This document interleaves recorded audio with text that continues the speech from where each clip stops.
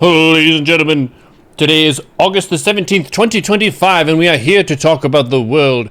Current events, foreign policy, economics, you name it, we'll talk about it in another episode of Will Discussion with Agent Smith. Hello, how are you? Yo, doing well. Yourself? Can't complain. Good. Got a lot of shrimp, so that's always nice. Ooh. In what manner? Jumbo shrimp with cocktail sauce. Ooh. The classic. Yeah. I had some shrimp tacos about 3 days ago, I think. Oh, yeah? Yep, and then all the veggies that were in the taco with the shrimp were grown on the property. Were bell peppers, tomatoes, jalapenos, all of it local, which is really cool. Some healthy tacos.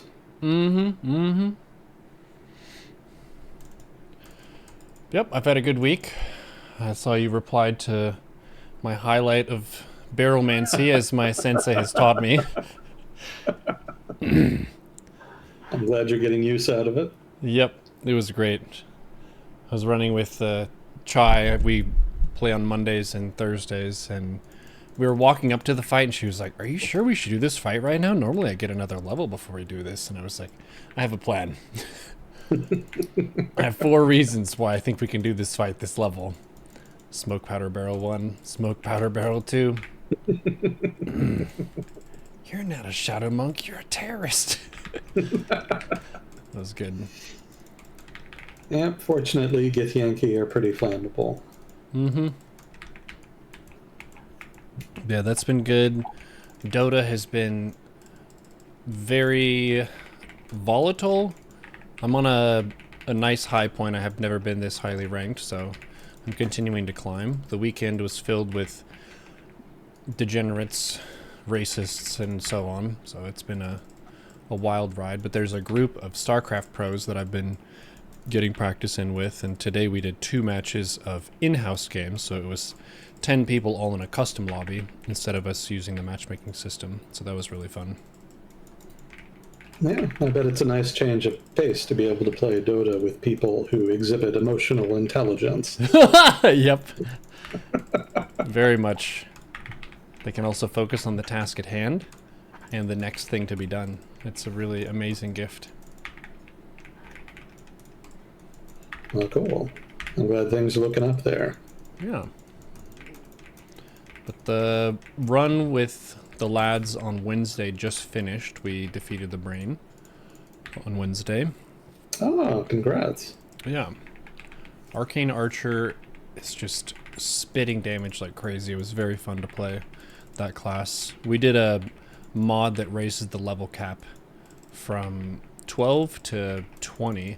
And I think by the end we were level 15. So I took 12 levels of Fighter and then 3 levels of Ranger was my class. Yeah, you must have been hitting like a truck by the end. Yeah.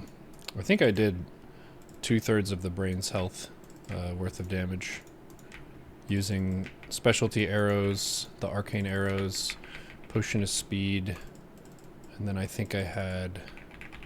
yeah, that was about it. But fighters can hit 3 times per round, so that plus a potion of speed is 6 shots. It was bananas damage. We did have a dirge in the run, so I got to see some of those outcomes.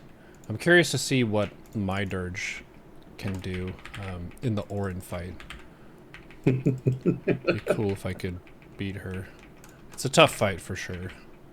Yeah. Yeah, you'll have to prepare for that. Mm-hmm. You always got barrels. That's true. You can pre-position them. That's true.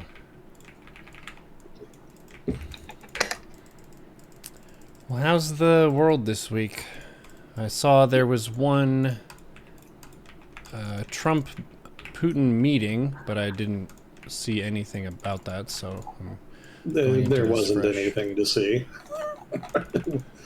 It was mostly theater, near as I can tell. There hasn't been anything that was written before, during, or after that meeting that suggest to me that it was ever going to end in anything other than status quo ante. Mm-hmm. I have no idea what they talked about, but near as I can tell, it wasn't enough to actually get either Russia or Ukraine to actually change their respective positions. I see. So everything is exactly the same as it was before. It's possible there could be change there, but I'm extremely skeptical.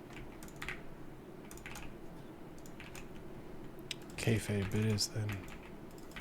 Kayfabe it is, pretty much. Although I did see a note somewhere that Trump apparently noted that Putin agreed with him that mail-in voting facilitates voter fraud. Oh, wow. It's a real coming together moment. Yeah, make of that what you will.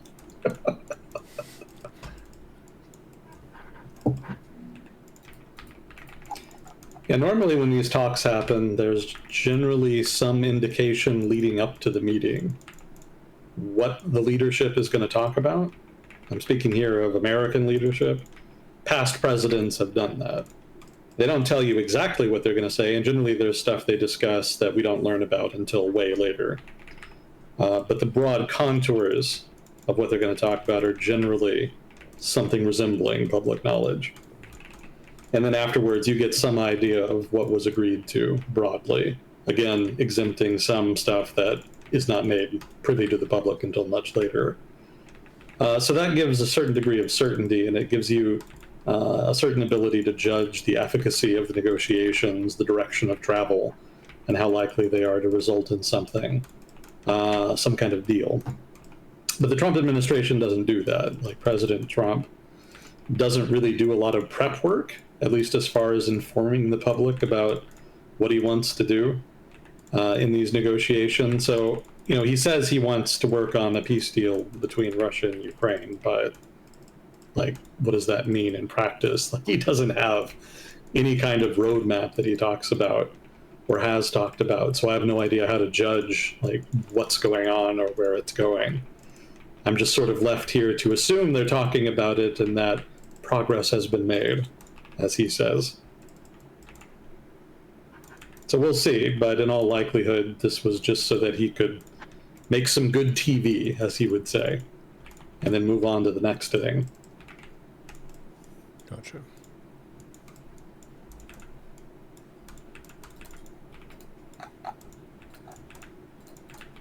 Where did the meeting take place, out of curiosity? I think Anchorage, if I'm not mistaken. Maybe somebody in chat knows better, but I think it was in Anchorage. Yeah, Putin did take some time to visit some kind of Russian war graves. I'm not sure from what war, though, because I don't think the Soviets lost any troops in Alaska during World War II. So they might be older than that. But that did make the rounds online. Mm-hmm. But there's not much to report there otherwise. Gotcha. I guess that's a kind of good news. Given how dramatic the Trump administration's treatment of Ukraine was in its early months, I'm sure status quo ante is probably the least bad option at this point as far as Ukraine-related Trump administration news.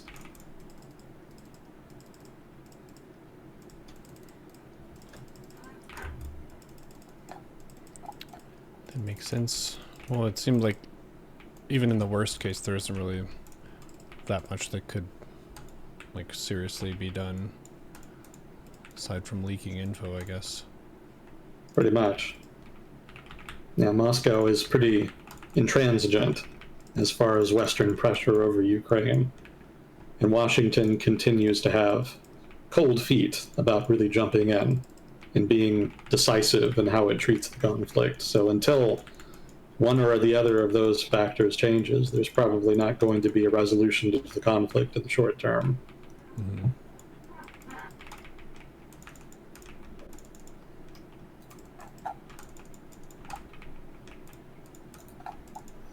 Did you see the drama in Washington, D.C. the past week? No. What happened? Wait, really? Oh. So this will be news for you. Okay. Hmm? So the Trump administration took direct control of Washington, D.C.'s police by declaring a state of emergency, as they are wont to do.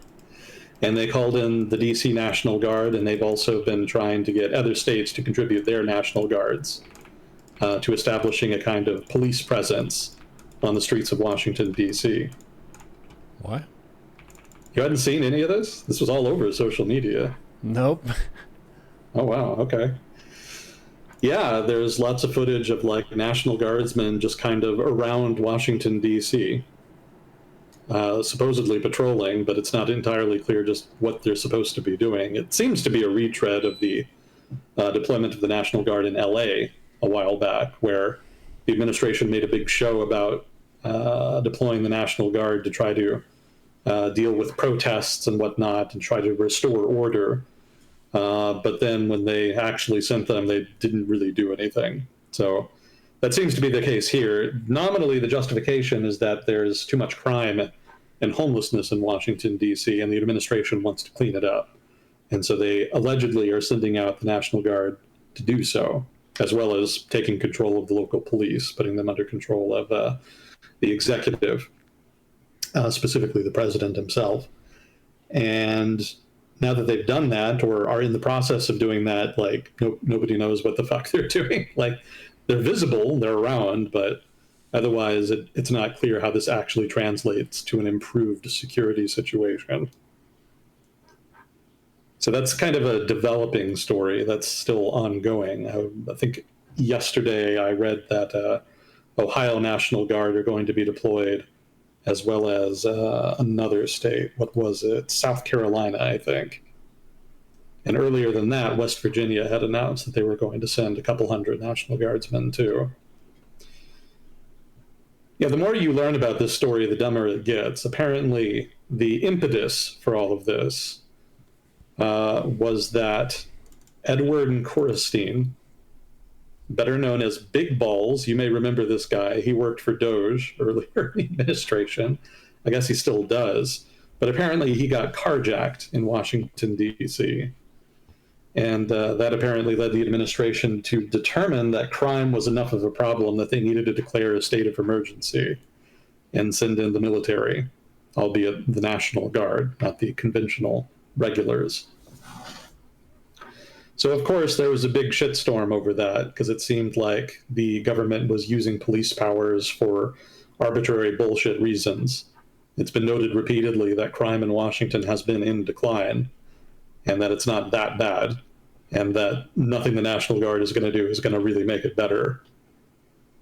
But that doesn't seem to really resonate, of course, with the administration, which insists that it's helping. You would think there would be enough case studies about what happens when you have militaries deal with police issues. I should say crime problems. The history there is pretty negative. It really doesn't work. You can ask Mexico about that.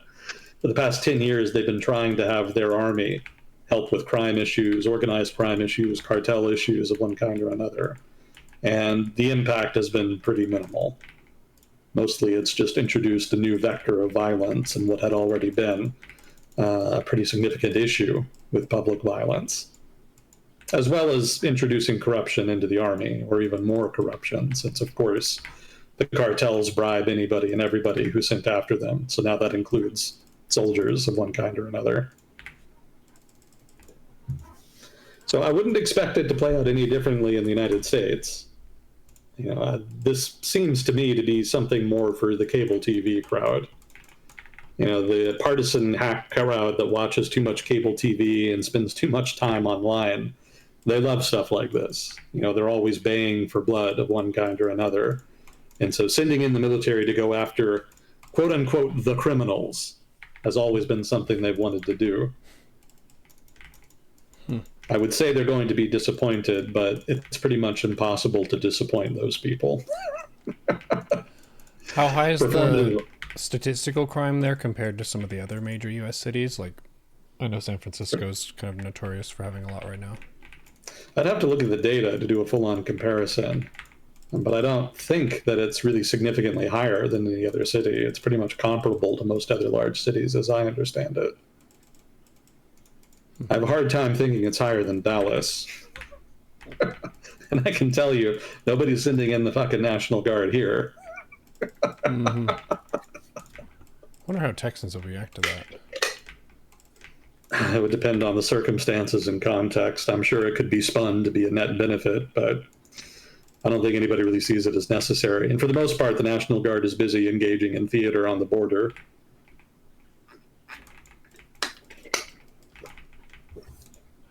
I guess you could say you got some idea when the state took control of Houston's school district. I think that was last year, maybe 2 years ago. Something about scores being consistently too low, some obscure legislation that allows the state to seize control of a school district was used to seize Houston's. And so they've been basically running a kind of giant experiment there to try to change things. Not going especially well last time I checked. We'll see how it goes as time goes on. But the reaction amongst parents in the district has certainly been very, very mixed from what I was reading. But they didn't revolt either, so you could say that it works, quote unquote. The state could do it and get away with it. Obviously, National Guard, doing police work is different than the state moving in and taking control of the school district. But it's a similar spirit, right? It's the state taking away local authority over what is fundamentally a local issue because the state thinks it can run it better. Very rarely, sometimes that can work. But one of the main, how should I put this? One of the main determinants of it working well is that it has to be done in good faith. It can't just be political theater, right? You trying to aggravate your political enemies so you can score some points with your voters. Right away, if that's your impetus, then it's just going to be for show and nothing of substance will be accomplished. That's pretty much my expectation for Washington, D.C. Mm-hmm. I've yet to hear about the National Guard actually being ordered to really do anything of substance. So my condolences to Big Balls. I'm sure it was very traumatic getting carjacked, but this is not the answer. Chad was saying that he attempted to assist someone who was getting carjacked and then got beaten up by a mob. Is that what it was? Yeah. That's the first I've heard of that. They also said that someone lost their job and they worked at the Department of Justice. They threw a sandwich at a police officer. Guess it wasn't a very good sandwich. I'd be happy to be thrown a sandwich. Hey, here you go. Oh, thank you. Well, the Department of Justice has certainly been on the lookout for reasons to fire people they don't like, and I don't doubt that anybody who opposes the deployment of the National Guard in D.C. is going to be on that list. So that guy was probably on borrowed time anyway. Mm.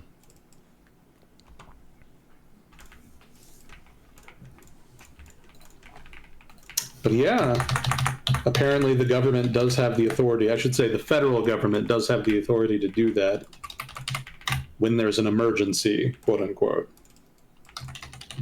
Although from what I had in my notes, the emergency declaration and the powers that it grants can only last for 30 days. So we'll see how long this actually continues in practice.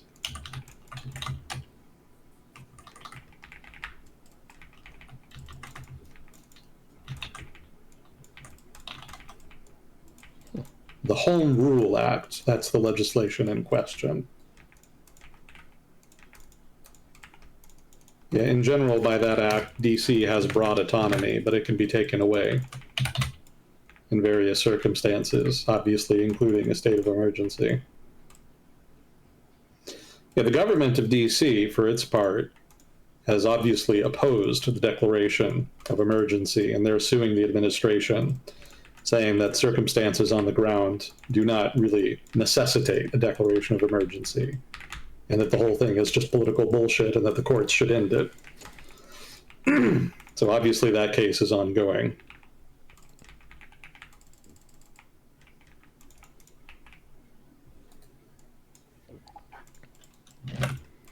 It seems like the amount of time that it takes to prosecute is pretty crucial when it comes to being able to overturn stuff like this. Because if it takes too long, then it's almost like they can just get away with it.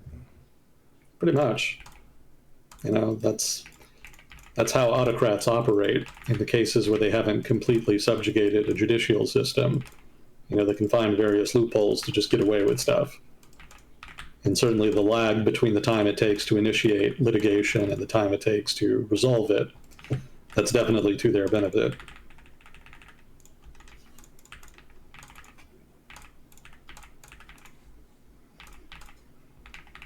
Also, Trump apparently wants to end no cash bail.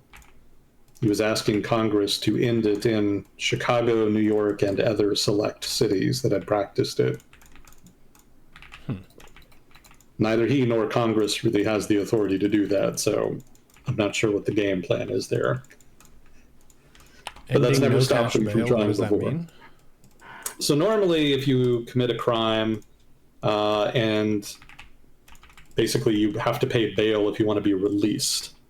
Mm-hmm. Otherwise, if you can't post bail, then they hold you until your trial. So reformers have suggested that that's an unfair system because it penalizes people who are on lower incomes. Mm-hmm. And disproportionately, people who get arrested are. So people who are well off kind of get a free pass. They can post bail even if their crime is really egregious, and then they can just kind of go off and dick around until their trial date. Or flee the country or whatever the fuck, They kind of have free reign. But if you can't afford it, then you're kind of just stuck. So some cities have decided to just end it. And obviously the tough on crime crowd doesn't appreciate that. So they've been lobbying to try to have it ended or overturned somehow, either in their own cities or to have some higher authority at the state or federal level end it. And Trump, of course, fancies himself a tough on crime type guy. Mm. So he gravitates towards this message that it needs to stop. It's a nice sounding phrase.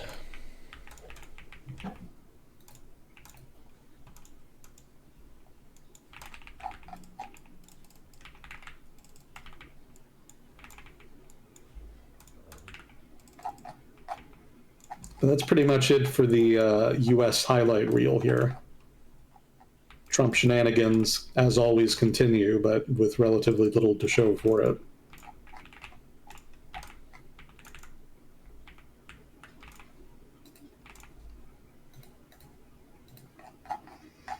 So beyond that, I had tariff update, some China stuff, some India stuff, and somebody was asking last time about Colombia and Peru.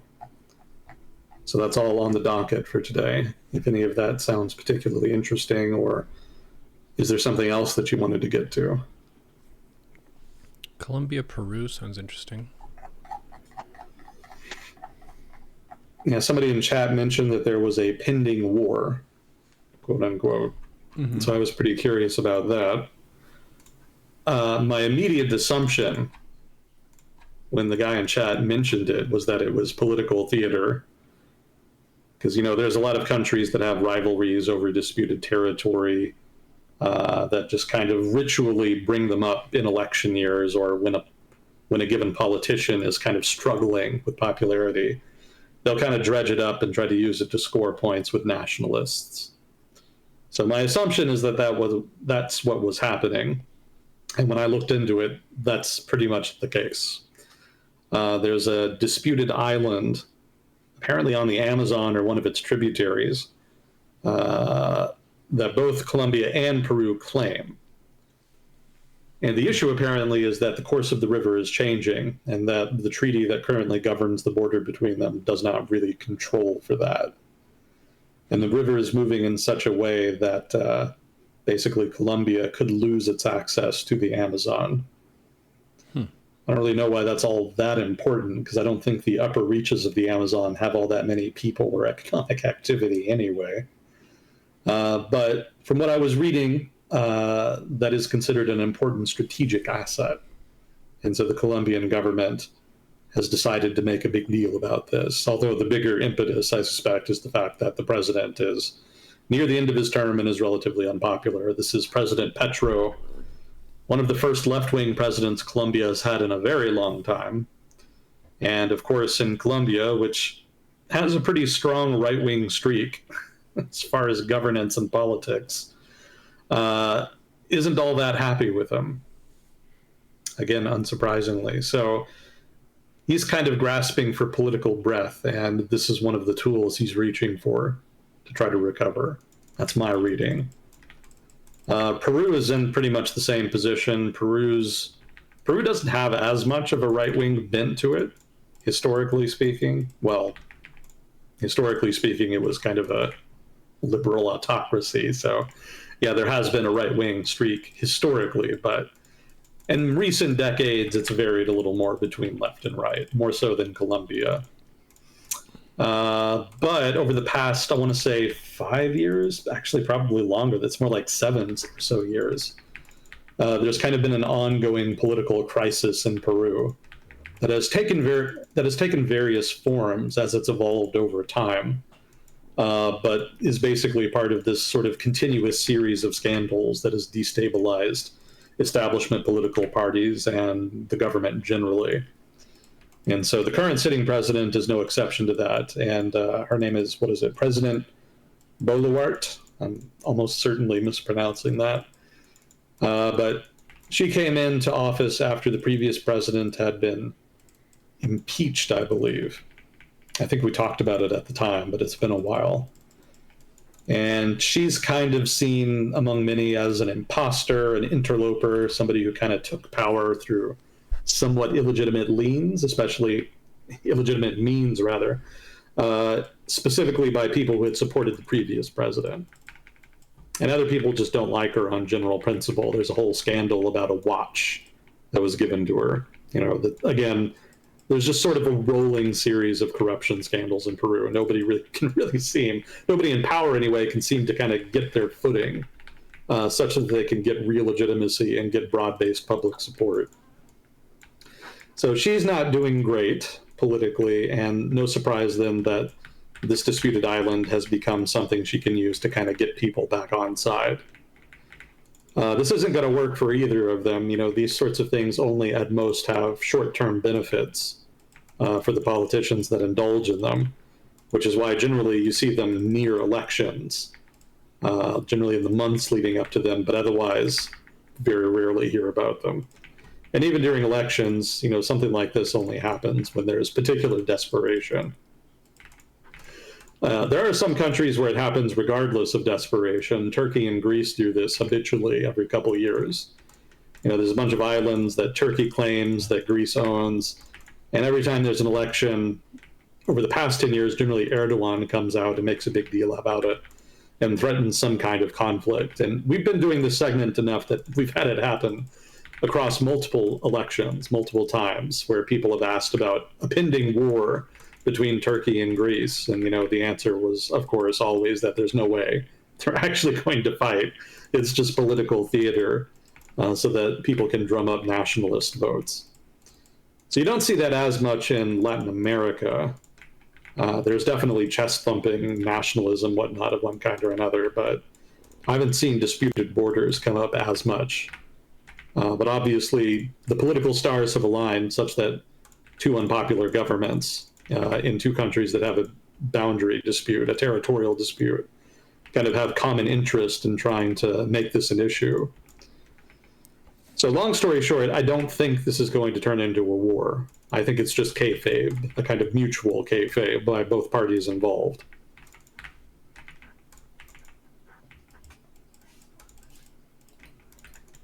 I did find it interesting reading about how the river is changing course. I hadn't known about that. Why is that the case, do you know? That's actually normal. It's actually very normal for rivers to change their course. It happens very organically.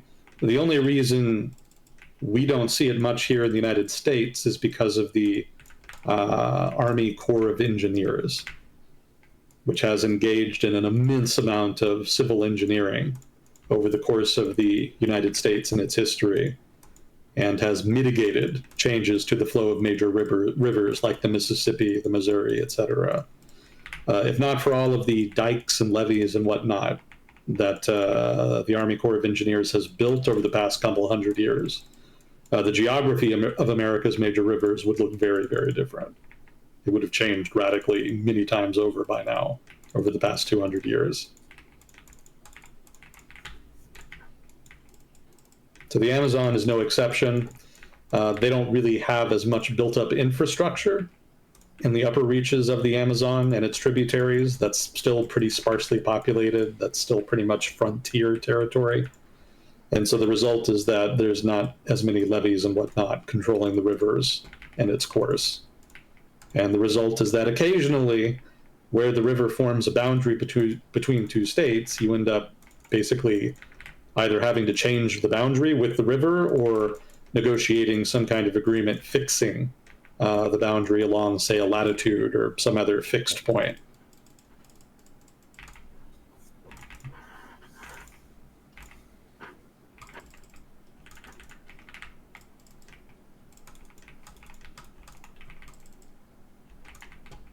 It's pretty much the gist of it.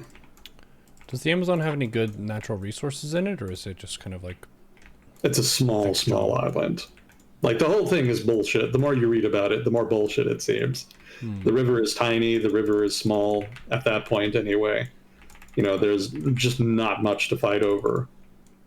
Technically, the island didn't even exist until relatively recently. I think it was... The island technically formed 50 years ago as a result of changes in the course of the river. And nobody really seems to have given a shit for the most part. It's only really recently that it seems to have really come up again. From what I was reading, Peru technically controls the island. The people on the island are Peruvian. Peruvian government has jurisdiction. You know, the local government is Peruvian, etc. So for the moment, it is technically Peruvian. I should point out that the recent impetus, the specific actions taken that led to the sort of upsurge in activity here, was that the Peruvian government rose the island to a district within the province that it's located in. Before then, it had been part of another district. And so that was done so that the island could technically, be eligible for greater resources, since obviously being its own district means it gets relatively more. So that was done unilaterally by the Peruvian government. Not just so the island could get more resources, but also to kind of solidify their claim. And then the Colombian government noticed that, and the president decided to tweet about it, saying that it was a unilateral move by Peru and that it was provocative. And so then he announced that he was going to celebrate some kind of war memorial near the island in order to kind of stake Colombia's claim. Again, the whole thing is just posturing. It's just dumb political bullshit.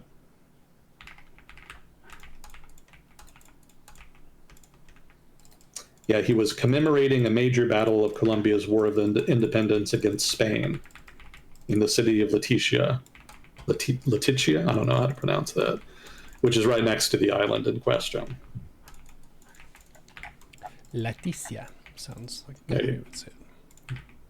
I'll defer to you on that. So no war pending. There's not going to be any kind of grand Amazonian conflict here. I suspect this is just going to disappear from the headlines after a while. Once both presidents involved have found the next thing to move on to.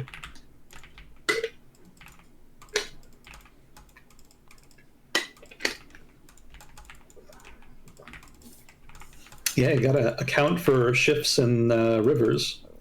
That's an important part of treaty negotiations. You got to account for that.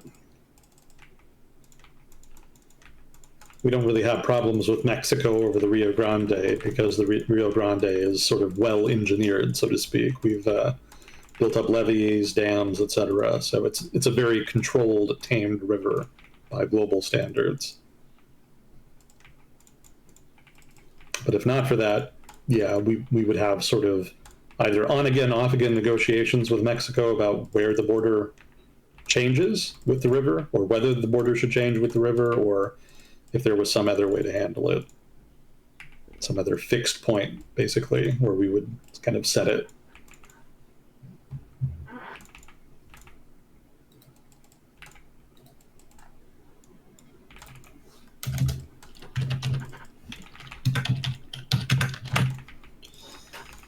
one of the downsides of doing it of managing rivers like the way the U.S. does. For one, you don't get regular flooding, which serves to rejuvenate soil. So that means there has been an issue in the past with sort of soil degradation, and there is a need to kind of replace it, rejuvenate it. I think generally they use fertilizers for that. But if you just let the Mississippi flood occasionally, then there would be a huge amount of new sediment deposited, which would rejuvenate the soil. So that's one of the downsides of preventing regular flooding. The other issue is that a whole shit ton of that sediment gets sort of siphoned and filtered down the river. So you have to dredge regularly to prevent it from silting up completely.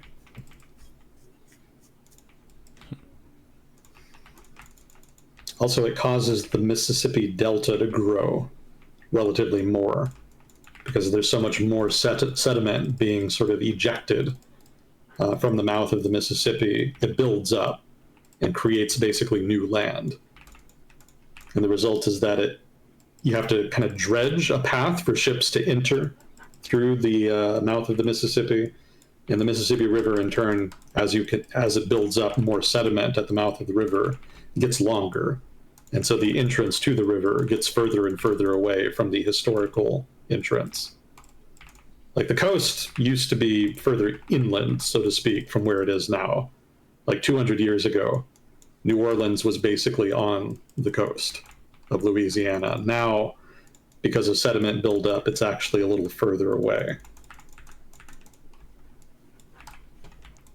Did not know that. Yeah, managing sediment in rivers is a bitch. Historically, that's been the downfall of many, many port cities. If you look at the history of India, the port cities that are prominent in a given era are very rarely the same port cities that are prominent in another era. And a big reason for that is because of silting. The sediment in a river builds up over time, making it impossible for ships to get to the port or navigate the river. And so then that port kind of dies off and trade moves to a nearby port that hasn't silted up.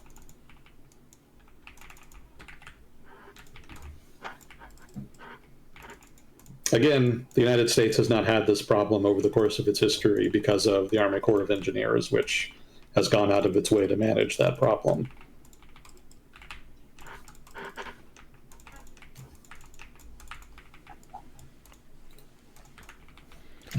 The main river that I've lived close to where I saw the effects of man-made intervention would be the Columbia River in Washington State. Yeah, it's the biggest one up there, right? Yeah, it used to be kind of revered as a roaring, dangerous river, and it's a very lazy-looking river nowadays. They tamed it, huh? Mm-hmm. Well, that's what you want in the end. Rivers will kill a lot of people otherwise.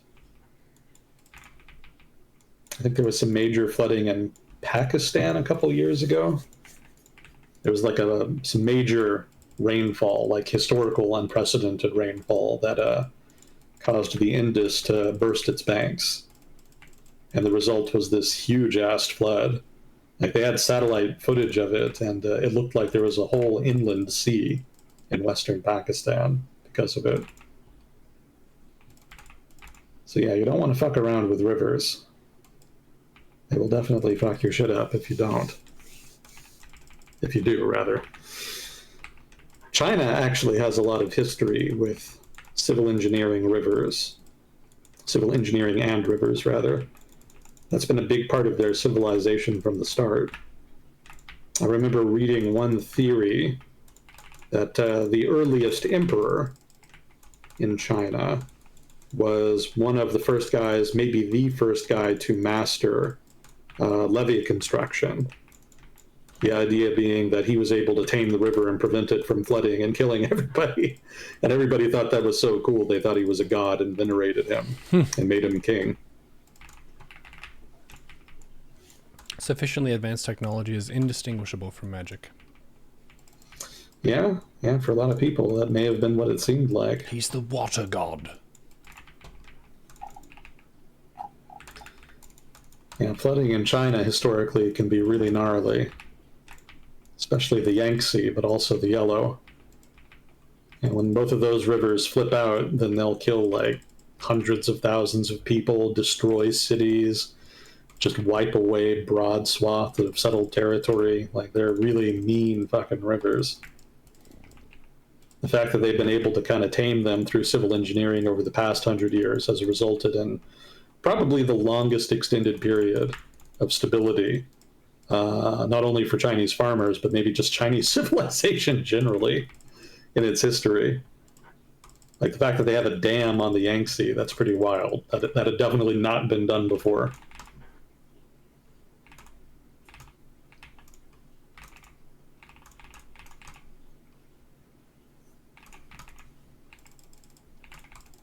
Actually, since we're talking about it, this is kind of getting sort of off on a tangent, but I've been on again, off again reading a book about rebels in North China in the 19th century. And in the lit review, sort of at the beginning of the book, they made some really interesting points about the historical evolution of China over the course of its history. And one of the points they've made is that historians have noted that periods of discord in China, I mean, obviously they're cyclical. If you've ever studied Chinese history, you know that there are periods when China unites and is single and whole, and then there's periods where it just kind of falls apart and fractures. And then invariably it comes back together again, and it's prosperous and among the most successful, wealthy places on earth. I already knew that, but what I hadn't known is that these periods kind of correlate with rainfall. They pointed out that there were periods that are like centuries long. These are not like short-term things. There are centuries-long periods where rainfall is exceptionally heavy and where the Yellow and the Yangtze rivers flooded much more dramatically and violently. And that the onset of these periods generally correlated with the downfall and collapse of major dynasties. And generally, they lasted like 100, 200, maybe 300 years. And over that time frame, China's kind of fucked. You know, things are rough. It's kind of hard to maintain the empire. And then eventually, rainfall kind of goes down to a more normal level, and the flooding ebbs. You know, it still happens, but it doesn't happen as frequently. And when those more passive periods start, you see the reconstitution of Chinese civilization and the emergence of new powerful dynasties. So I had not been aware of that. I thought that was really interesting.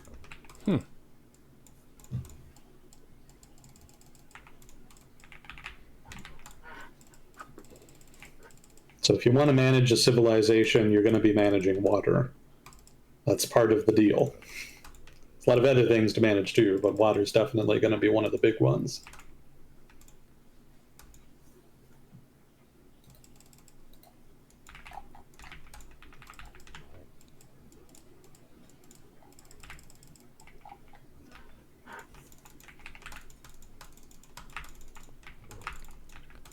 We did have some questions coming in as we've been going.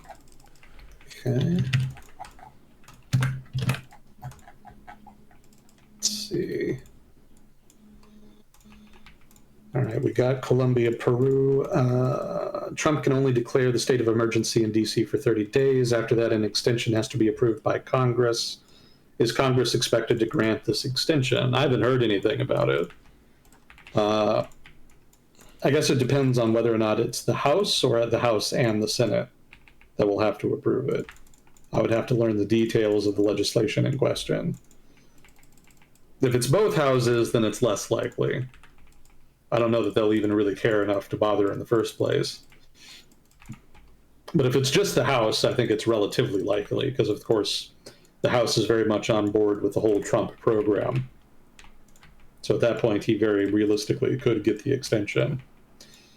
Or maybe he doesn't get the extension and just continues to do it, and Congress doesn't rein him in, and they just kind of let it go.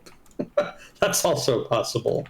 You know, Congress, as it is right now, has proven quite willing to give the administration a very long leash to engage in various forms of misbehavior, illegal or not. So it's entirely possible they don't give him the extension, but just let him keep running DC, even though it would be illegal. Yeah, I harped for a long time on here. I have harped on here a long time about the importance of rule of law, and that once it's gone, then all bets are off.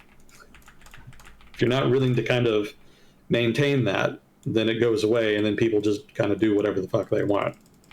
And no amount of legal haranguing or complaining online really affects anything. Like, it's really hard to undo that kind of damage. So the time to avoid that has already kind of passed. We're sort of on that road now. The only question now is, how bad does it get? We shall see. Let's see, are Newsom's tweets based or unfathomably based? Well, they're certainly humorous. They're kind of trying to return Trump's energy. I don't know if you've seen any of that, Neuro. Nope. Your social media diet is very healthy. I respect that. You're not subjecting yourself to all of this dumb shit. Yeah, so Newsom, governor of California, has, well, probably more like his staffers rather than the governor himself. But basically, they've been tweeting in the style of Donald Trump. You know, complaining about Trump, insulting him, insulting the GOP, etc. And of course, when there's pushback from Republicans, then they just post examples of the president doing the exact same thing. So the whole thing is sort of very childish and churlish, but yeah, for internet behavior, fairly amusing. This is the kind of politics we as a people apparently want. Make of that what you will.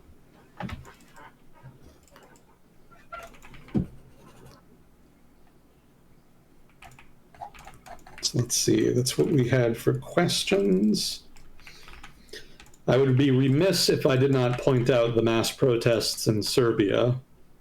They've actually been ongoing for like a year now, 6 months to a year. I remember we were talking about them early this year. So those never really stopped, but they've escalated recently over the past couple days. Apparently, the government mobilized a bunch of counter-protesters to try to contain the protest movement. Then it's resulted in confrontations, and the police in turn were sent in, and they've been going a little harder than usual, trying to rein in the protests. As far as I know, none of it's working, and the protests continue unabated.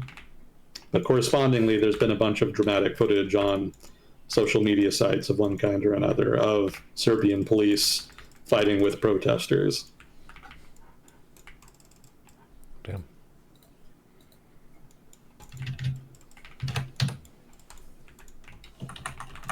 Did I talk about the F-35 that was stuck in India? No. No? No? That's like a jet plane. Yeah, so the British have F-35s. They had sent one of them to an air show in India. And because of mechanical issues, it actually got stuck in India. Right? They couldn't move it like by road or whatever. They needed to fix it in India, but they didn't have the parts to do it. And so they were just sort of stuck there. And it took something like a month and change for them to finally get it working again, such that they could just fly it out of India. But until then, there was an immense amount of jokes in India about the whole issue. There were some people joking that they should give the F-35 citizenship because it had been there so long. Not really a major international issue, but something that made the rounds online, especially on the Indian internet. Yeah, if it had been the US probably would have flown in some kind of helicopter and airlifted it back to a carrier. But the British don't really have quite the same capacity to project power that far abroad, and so they ended up just kind of having to hold on for a while until parts could be delivered.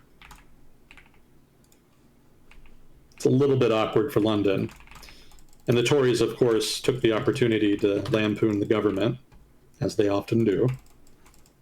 But beyond that, no major implications. Just lots of cute internet jokes.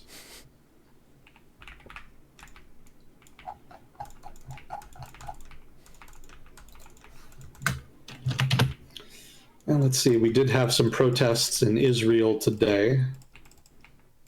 A lot of people upset about the government announcing that it's going to move the conflict into southern Gaza.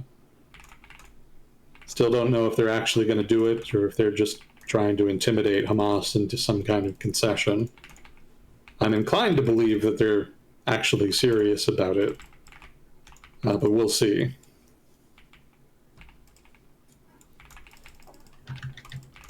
Not really any other updates there. There was some buildings and convoys that got blown up by the IDF, and people were accusing them of targeting humanitarian aid, NGOs, etc. But it's pretty much par for the course at this point. There's nothing really new happening there, just more of the usual violence.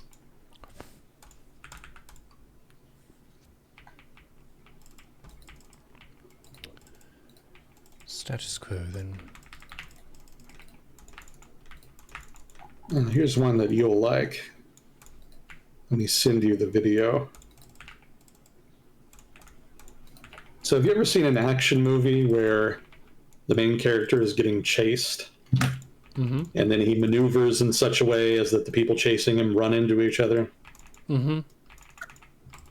So what if I told you that happened in real life? Oh, really? Car chase? Yeah.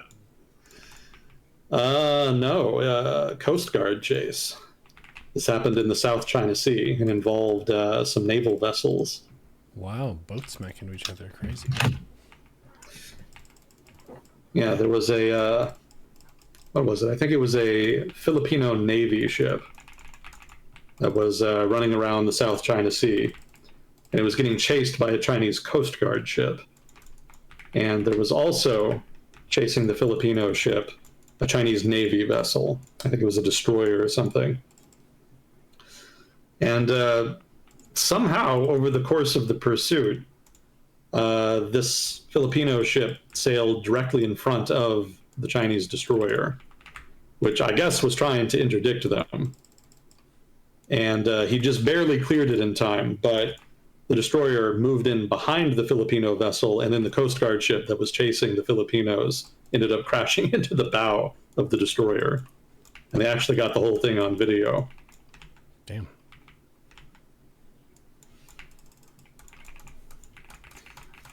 Yeah, it looks expensive. I don't think the captain of the destroyer is going to look too good after that. He's going to get pitched out for sure.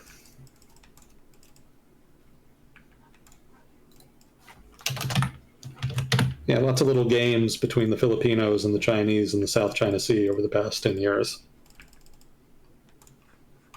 You might remember us discussing earlier this year the incident where basically some small boats, basically small inflatable boats being used by the Chinese Coast Guard, were chasing small inflatable boats being used by the Filipinos.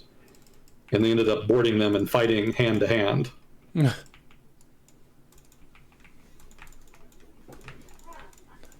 Boat kung fu, let's go. Yeah, it kind of reminds me of the situation on the border with India, where they kind of have a gentleman's rule that nobody should have any guns. They And so they'll fight. kind of just, they just kind of beat the shit out of each other with sticks and whatnot. They haven't been doing that lately. There was basically just a big flare-up in 2020. That's where all the dramatic footage came from. But there's kind of a similar dynamic in the South China Sea. Nobody really wants to actually shoot at each other, but they are doing just about everything short of that. Ramming, chasing each other, shooting each other with high-pressure hoses, that kind of stuff.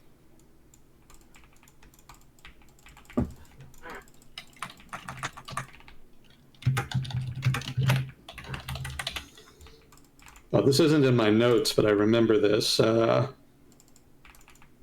forget what the command is called. The U.S. military has different regions of the world cut up into different commands. I think the Middle East is like CENTCOM, for example. And there's a command for the Americas. Somebody in chat must know what it's called. There's always somebody. Well, normally the North American Command, or the American Command, as the case may be, doesn't really have much to do. Generally the drama's in the Middle East, or the Far East, or maybe Europe, what have you.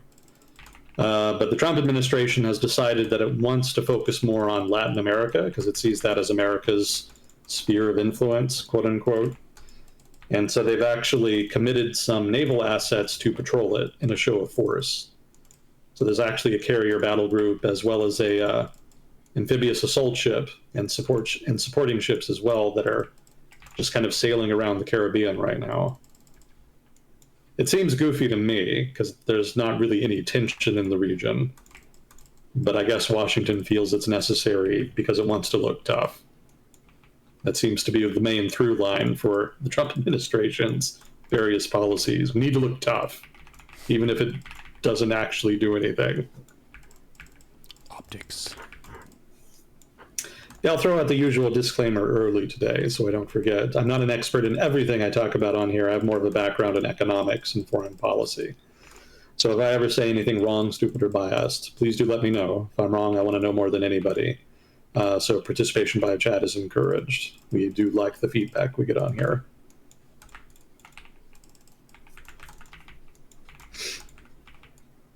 Oh, and I won't read chat while we do this, but I will read it later. That was the other bit. I can't walk and chew bubblegum at the same time.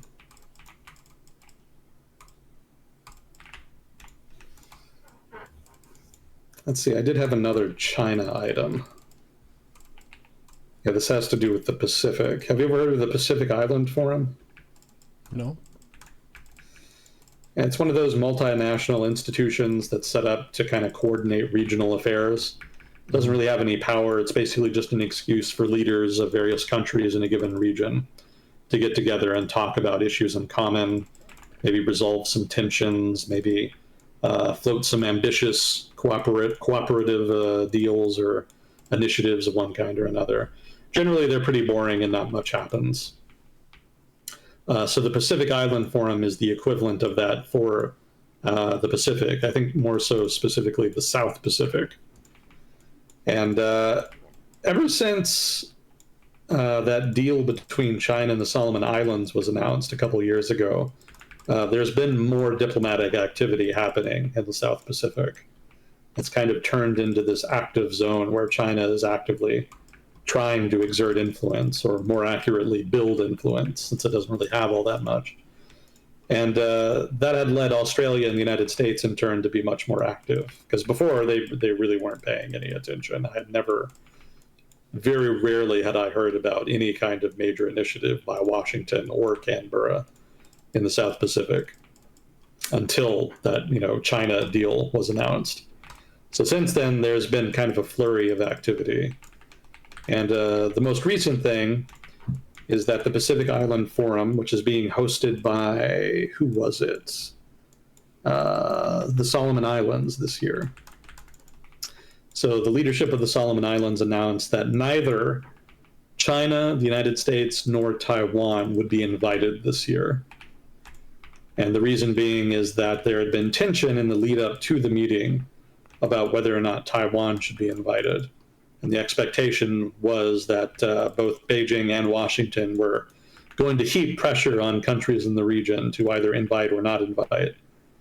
And in order to get around that, the Solomon Islands government decided that discretion was the better part of valor and just disinvited everybody. None of you can come. Just stay the fuck out. Problem solved. So the fact that they did that kind of illustrates that there is relatively more tension than there had been before. Because before, nobody would have really given a shit. They probably just would have disinvited Taiwan and nobody would have paid much attention. But since Washington and Beijing are paying relatively more attention, now it's an issue, and countries hosting these events actually do have some decisions to make. I would point out that this does not mean that the Solomon Islands does not want to diplomatically engage with China, the United States, and Taiwan. Rather, this is just their way of dealing with this particular issue. The question of whether Taiwan should be invited to this particular meeting of the Pacific Island Forum. Otherwise, the Solomon Islands government continues to engage with all parties involved.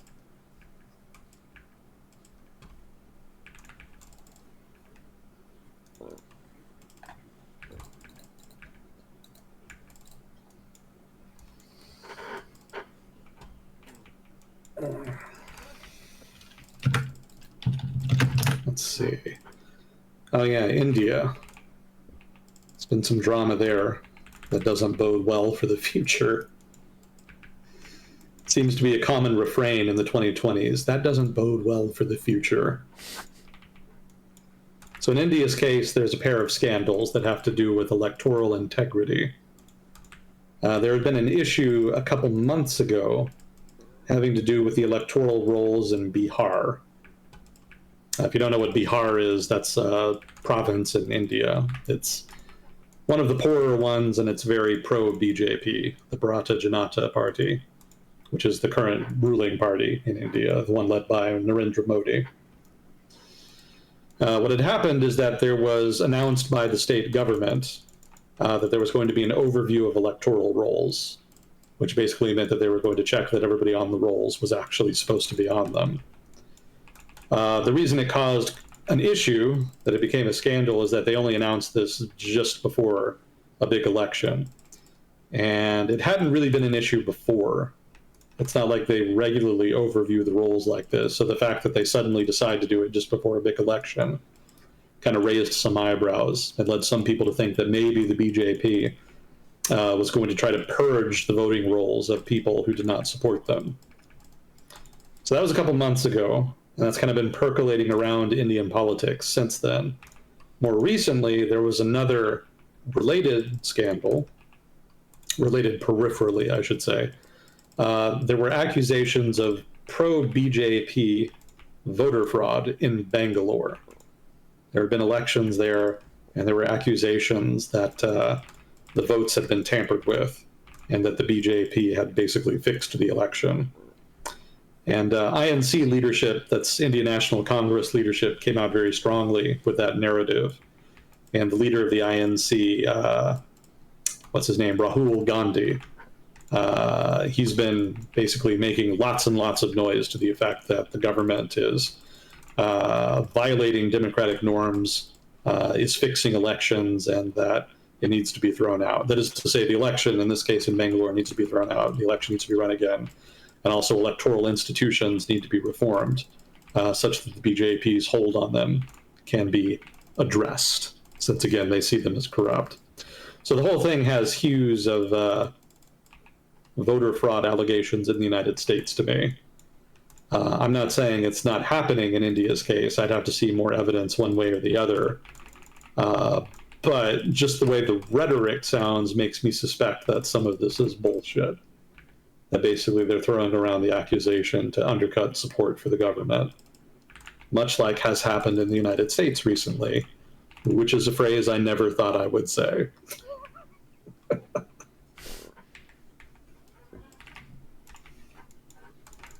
So we'll see what comes of it. It's all still relatively new. Hopefully, if there are issues, they're able to address them. And if there's not any issues, then hopefully the INC moves on to something else. Because undermining public confidence in democratic institutions is a really good way to destroy democratic institutions generally. That generally ends in autocracy, if not outright dictatorship. Many such cases. Some of them uncomfortably close to home now.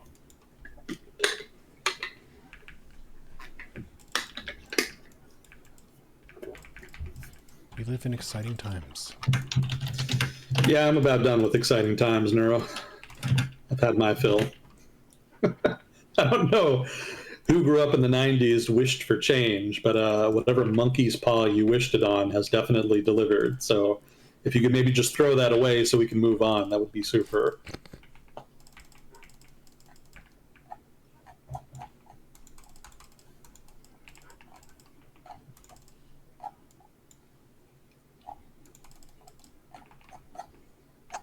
That's all I had for big news items.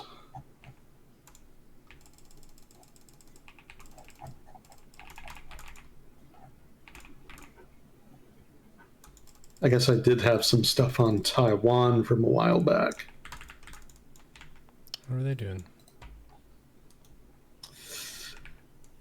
Well, the current government is the Progressive People's Party, the Democratic Progressive Party.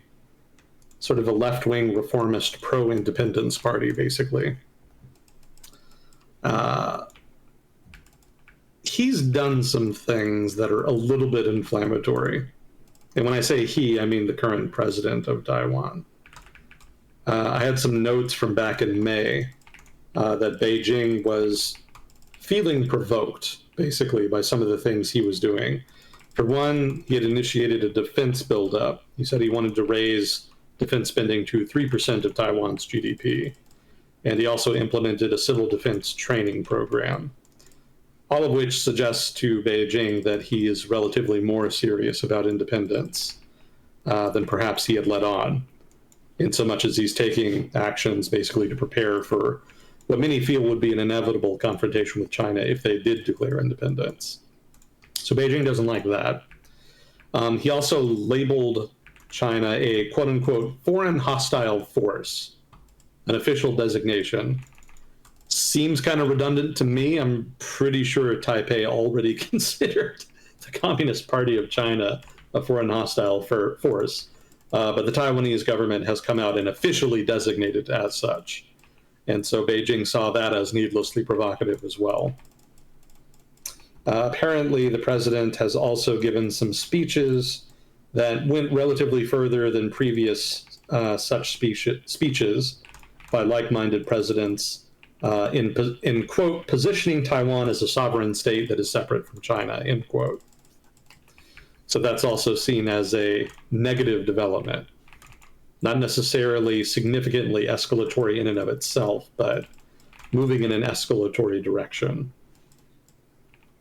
So all of that has created tension in the relationship with Beijing, which is part of the reason there's been an escalation in CCP pressure on Taiwan recently. They've been doing more war games and whatnot. Interestingly, it's also created some tension with Washington. The Trump administration does not apparently appreciate Taiwan making waves here when it's in the middle of these in-depth negotiations with the CCP over trade, among other issues. Let's see, there was also the Bluebird movement.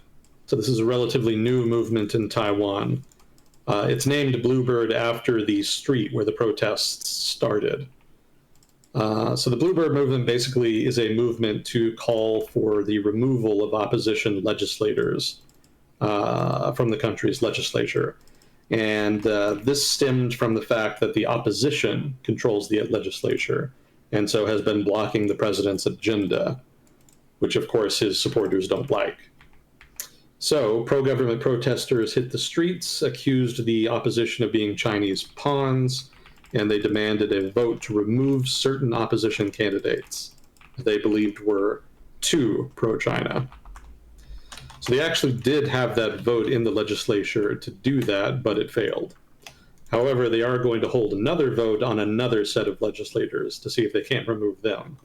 That's going to happen this month, if it hasn't happened already. So some partisan politics happening in Taiwan, if you like. There's been an escalating trend of that over the past decade plus. Kind of mirrors South Korea in a way, in that sense. Fun fact, China's building the largest dam in the world. Again. Wow. Yeah, they're not building it on the Yangtze this time. This time they're building it on a tributary to the Brahmaputra and Jamuna rivers. The tributary is called the Yarlung Tsangpo. I'm sure I'm butchering the pronunciation there. So that's a river, if you're not familiar with the Brahmaputra, it's a major river in northeastern India. If you're familiar with the Seven Sisters provinces in northeastern India, the Brahmaputra River is the main river that runs right through the middle. And eventually it meets the Ganga River, and then both of them drain out in the delta, I guess the Gangetic Delta, that makes up the southern coast of Bangladesh. So the Brahmaputra is a major river, and its tributaries then play a significant role in determining flooding, seasonal rain, seasonal water availability, etc. And because the tributaries run through Tibet, China can build a dam and basically control the flow of water to northeastern India, which, as you might expect, New Delhi does not appreciate. But they're very much opposed. to the project, but there's also not much they can do about it. I'm sure the Chinese government, for its part, in addition to the geopolitical advantage of controlling water flows to northeastern India, would also like to redirect some of that water to the rest of China. China's population is so big that they've kind of tapped out available fresh water in the most densely populated parts of China in the east, specifically in the Central Plain region. And so they've been trying to find ways to redirect water from other parts of the country to alleviate the pressure on freshwater supplies elsewhere. And one of the projects they've had in mind is to try to dam rivers further west and redirect them somehow into the more populated parts of China. So I suspect that this is going to be part of that project. Whether or not they actually are able to redirect significant amounts of water from the river, though, debatable. You know, they may find it diplomatically more expedient just to not do that, to continue to allow ready flows of water to northeastern India in order to manage relations with New Delhi. I suspect that's what they'll end up doing, most likely. But they are building the dam. They are going to have the option of redirecting flows or inhibiting them to northeastern India. And that'll definitely be a diplomatic chip they can play later. But beyond that, it's just a really huge-ass project. If it's the largest dam in the world, then it's going to be bigger than Three Gorges Dam, and that's a pretty big river, a pretty big dam in its own right. So it must be very huge. I'm sure we'll be seeing an interesting YouTube video about it by the more engineering-inclined posters.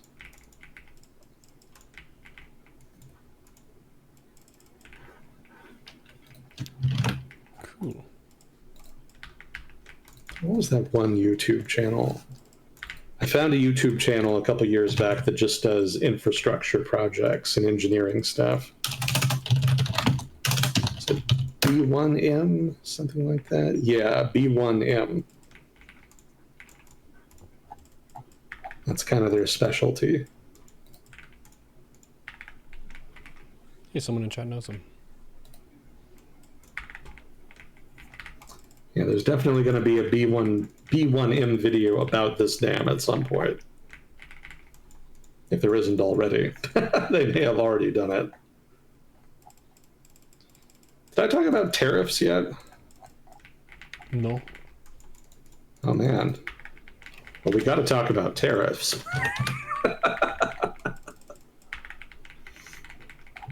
Yeah, I guess we hadn't gotten to it yet. There was one question before we dive into that about a land dispute between Cambodia and Thailand. Do you know anything about that? Yeah, they've been kind of skirmishing along a disputed part of their border.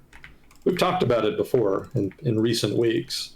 There just hasn't really been much to discuss. Yeah, it's mostly just a move by conservatives in Thai politics to put pressure on Thaksin Shinawatra. I don't think they seriously care about the border region. Generally, the border is very, very quiet unless there's some kind of political drama pressuring the government into pretending to care about it. So Cambodia, Thailand is such a case, as I understand it.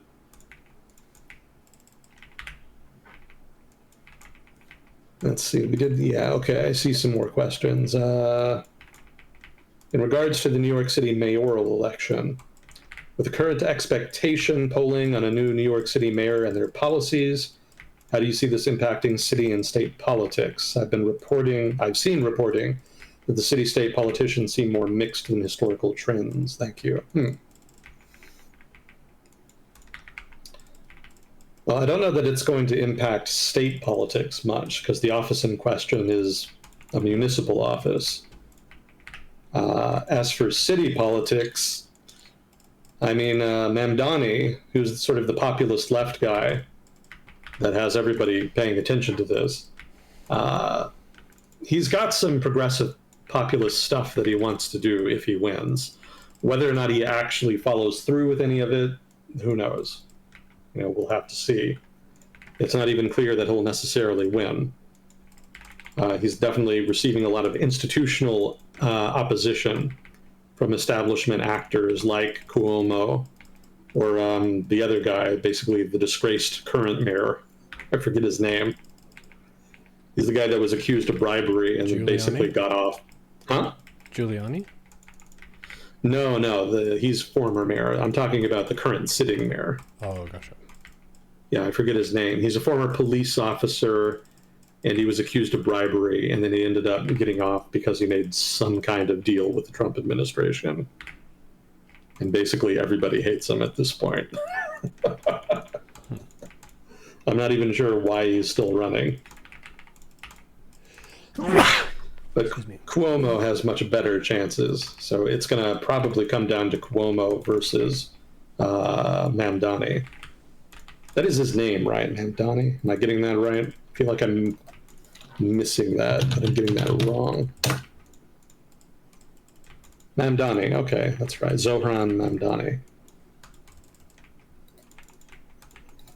Yeah, so the implications for city politics are going to depend on who wins the election, one, and if Mamdani wins, whether or not he actually implements his progressive program. And I guess further, whether or not he is able to implement that program if he does so successfully. It's quite possibly to implement an ambitious program and then just to have it fail miserably. So that's also a potential outcome. Yeah, I guess I'm not sure what's meant by reporting that city politicians seem more mixed than historical trends. The election is a more crowded field than it would usually be. If that's what you mean, that's the case. But that's just because Mamdani, sort of the leading candidate, is seen as so far left that there's a sense that a more centrist candidate might have a shot.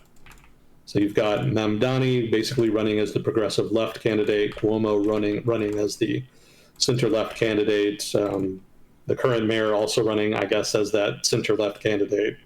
And then, of course, the Republicans are running a right-wing candidate. But I don't know that that's necessarily unusual for the city, because I think Bloomberg ran as a centrist, presumably against a Democrat and, well, not a centrist, he ran as an independent, I should say, and successfully beat Democratic and Republican nominees for the position.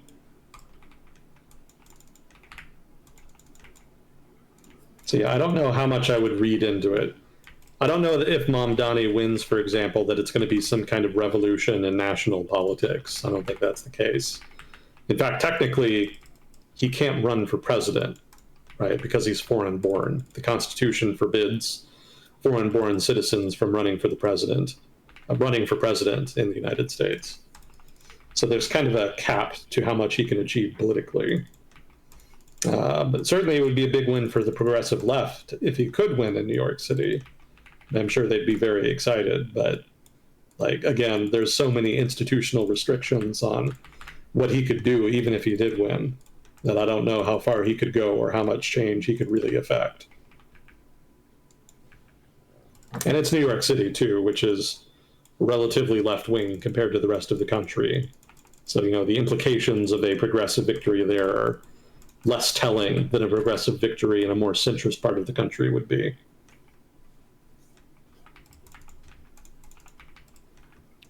Makes sense.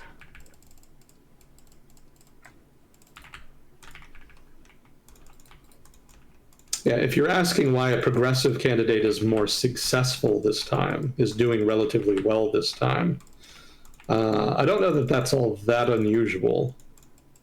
I think there's always been progressive candidates running for mayor of New York. I remember there was the rent is too damn high guy. I forget his name. Oh, hell yeah. But he made the rounds on the internet. What was that? He had a great beard. Oh, yeah. Yeah, very distinctive beard. So there's always progressive guys running for the mayor. I think running to be mayor in New York City, but I don't know how many of them have reached this level of success. I don't think that really represents a shift in the city's politics. I think it's more just a shift in the city's views of, say, the Trump administration. The Trump administration, in both its first term and its current term, has had an increasingly radicalizing effect on the left. They've kind of created their own monsters in that regard. You could say the progressive left created the Trump administration, but the Trump administration itself and the things it's done over the course of its existence have definitely served to radicalize and transmorgify the left into an even more radical version of itself. So there is kind of a tit-for-tat series of evolutionary moves here. De-evolutionary, maybe more accurate. It's definitely spiraling out. Whether that results in ultimately some kind of crash out in overall politics, or if eventually there's a return to the center, is one of the big questions about the future of American politics. Definitely keep your eye on that space. But in general, I don't really perceive the surge in support for Mamdani as being some kind of aversion from the norm. I think overall it's just partly due to Trump, partly due to establishment politicians disgracing themselves. Keep him, again, the current mayor is sort of the center-left candidate, and he disgraced himself, so people don't like him. Cuomo also disgraced himself, although in perhaps somewhat less dramatic fashion than the current sitting mayor. What is his name? Adams, that's his name, Mayor Adams. Both Adams and Cuomo have done things in recent years that have discredited them. And I think maybe that, probably even more than anything Trump has done, has created room for a progressive challenger to the establishment, kind of in much the same way that Trump himself was a challenger to the establishment right, after the center right had kind of disgraced itself over recent decades.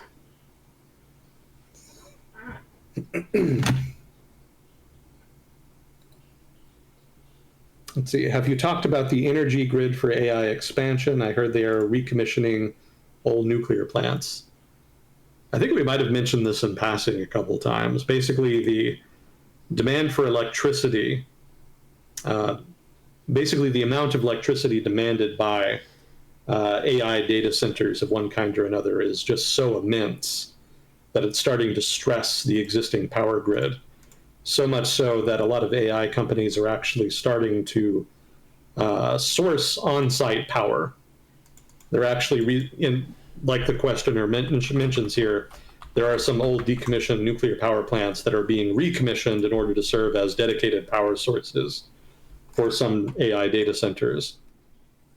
But I've also read that they're looking into mini reactors. I think I mentioned when I was talking about the history of the UK economy last time, one of the technologies that the British government has been trying to sponsor in the UK is the development of small nuclear reactors that are designed to be relatively mobile, relatively affordable, and to generate significant amounts of power for on-site activity of one kind or another. And so there has been some interest from AI firms of one kind or another into developing and building mini reactors to serve as dedicated power, a dedicated source of power to their data centers. So yeah, definitely AI expansion has led to interest in procuring new and dedicated sources of power. That's been part of the trend line here for the expansion of data centers. Hypothetically, they could just invest in the existing power grid, but it would take longer, almost certainly. There's so much regulation governing how utilities can operate, more so in some states than others, if we're talking about the United States. But it would just be so much easier and faster just to have your own power plant. Obviously, it's going to be really fucking expensive. It would be much cheaper if you're building a data center just to use available power. But again, supply of power is getting to be constrained. And if you are looking at significantly increasing the number of data centers, then you're looking at a degree of expansion in your power consumption that's going to very rapidly outstrip the ability of existing utilities to meet that. So you could lobby and try to give them the ability to expand faster, but there's going to be so much legislation, red tape, and politics involved in that. They're almost certainly just going to do it themselves. And that's all for the better. It would be better for them to do it since they're going to be the ones consuming most of it. And then you don't have to worry about them corrupting regulations of power utilities, which I'm sure is invariably what would happen if they tried. So yeah, it doesn't bother me. Of all the things to worry about, AI companies building new power plants does not rank highly. I think that's probably the best way for all parties involved, from a social perspective, from their perspective, from an economic perspective, as to how to deal with the problem of constrained power supplies. And the risk is entirely on them, right? They're paying for it themselves. So, if they want to take out a loan to build a power plant, then hey, fine. Again, more power to them. More power better than less.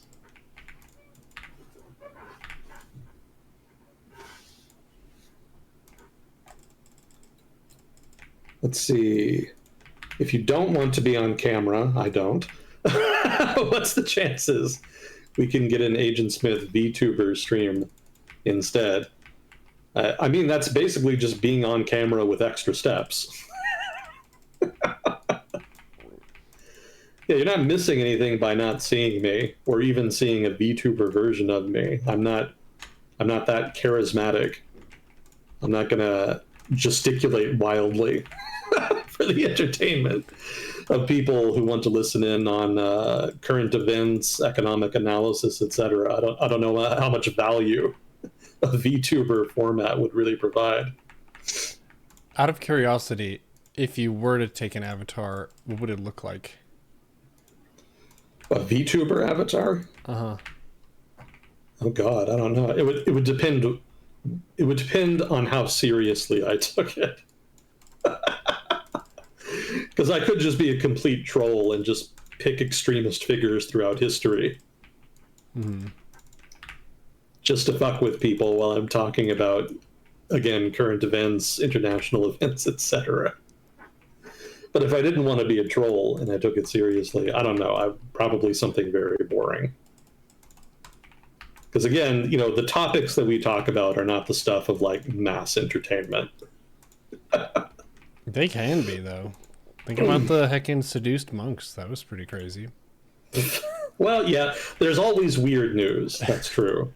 But that's not really our core competency here. We do try to cover main events and other stuff of substance. It's kind of hard to do that under the Trump administration because they have they have an effect on the entire world where it's hard for anybody to plan ahead, and so you don't see as much movement in terms of like major public policy decisions. The general gist of how governments deal with the Trump administration and uncertainty is actually pretty similar to how private sector firms deal with it, which is that they kind of put major moves on pause until they can get more certainty, which presumably could take a while, maybe even years. So that's one of the reasons we haven't seen as many plays getting made internationally under the Trump administration. Everybody's kind of holding their breath to see where the chips fall. But even in sort of pre-Trump era, there could be a lack of stuff to talk about. Because in general, things happen at the speed of politics in international relations, and that can be very slow. A lot of big decisions take time to bake, and until then, you can't really comment too much on their outcomes. So yes, you can focus on weird news, but there's only so much of it to go around, and I would rather talk about things more substantive, but it's hard to talk about substantive stuff in a way that's funny and entertaining. Certainly in a way that would involve a VTuber format. I could not imagine how bizarre that would be. The only way I could see that working, Neuro, is if you tried to do some kind of Hearts of Iron style thing. A Hearts of Iron style approach to it. Have you ever played Hearts of Iron? Yes, a little bit, I think. Yeah, Paradox game. I don't know if you're familiar with the community of gamers who play Paradox strategy games like Hearts of Iron, but I assure you they are all quite insane. They are quite unstable individuals. Non-credible defense is probably the best expression of that on Reddit. Like, they're self-aware about it. They're not all, like, completely insane, but just the approach to international affairs, conflict, war, it's done very much tongue-in-cheek with that crowd. So I could see that being a way to do it, but the broader public would not like that. I don't feel like that approach would be very popular with the broader public. In fact, you would probably get it reported to the authorities. You can only talk tongue in cheek about Nazis so much before people wonder about whether or not your tongue is actually in that cheek. Yeah. I had to report 2 Nazi Dota accounts this weekend, so there are enough actual full-blown racists that if you're joking about it, then you just get lumped into the category. Regrettable. So as colorful as the community is, I think there's a cap to how popular anybody who tries to cater to it can ever really be. And again, if you're catering to that community, you really can't be all that serious about it, because they themselves don't really take it that seriously. It's more LARPing as your favorite ideology. That's kind of really what it comes down to for a lot of them. Mm-hmm. Lots of places to do that outside of a segment / VTuber segment, hypothetically, that talks about substantive issues of the day. Random technical question for chat. How taxing is it on the computer to run the avatar? I guess it depends on how... That's an interesting question. I had thought about maybe commissioning one for Brunt back when I was doing that for WoW. That would have been kind of funny, like having an actual Minotaur-looking character, because I didn't use my camera and I was always in voice. But now I have my Shadow Monk that I'm running with on Mondays and Thursdays, and I do the face paint for him. So that saves me the cost of a VTuber avatar. Just do it myself. I had 2 people on Thursday ask me if it was a tattoo on my face. I was like, man, that's high praise. Who in the hell would do that? Probably somebody. Yeah, there's always somebody.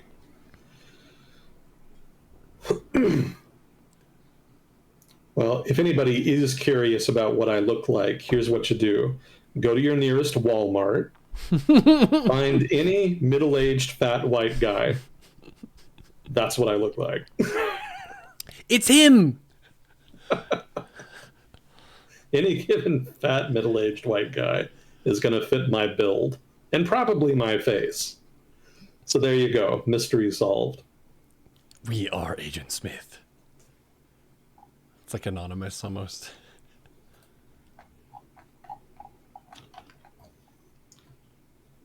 Wait, what was I talking? I was talking about tariffs at one point. We were about to start doing questions. Right. Yeah. Okay. I think we're all caught up on questions. Nice. And I did get the New York City question, I think. Okay. So let's see. India. Okay, so how did India retaliate to U.S. tariffs that were announced, I think a week or 2 ago? They decided they were going to suspend defense purchases from the United States.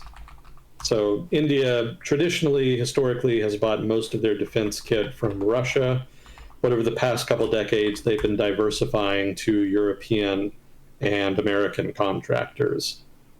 However, with pressure being put on them by the Trump administration, there's some tension in the relationship, obviously. And so New Delhi has decided to bite back against the pressure, against that pressure by suspending defense purchases from the U.S.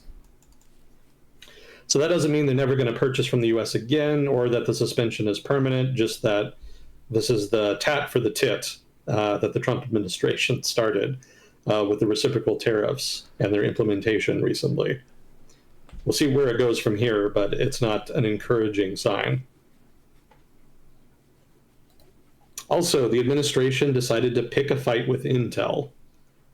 Trump announced that the CEO, who is of Malayo-Singaporean origin, needs to step down. Just kind of came right out and said it. He also said that chips firms this is semiconductor firms that invest in the U.S. will be exempt from tariffs. So lots of illegal things happening here, a lot to unpack. For one, it's not any of the president's business who the CEO of major American corporations are. That's the business of boards of directors, investors, etc. That's very much their realm. If there's something relating to a national security issue, then you address the firm as a whole. You don't tell them who to employ as CEO. If the CEO is engaging in misbehavior, then you can arrest them for the misbehavior. But again, just telling the company how to run itself, that's very uncouth. That is a breach of norms. The president is not supposed to do that.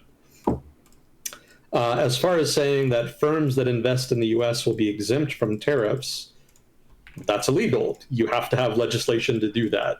The president absolutely does not have the authority to do that unilaterally. So lots more business for lawyers here coming up. That is my sense.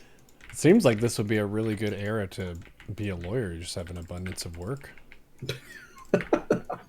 Well, it depends on whether or not you're in the doghouse with the administration. They did go jihad on a number of large law firms earlier this year.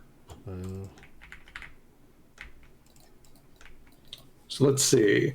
Tariffs on pharmaceuticals. I think I actually talked about this a couple weeks ago. Somebody brought it up and I kind of dug into it.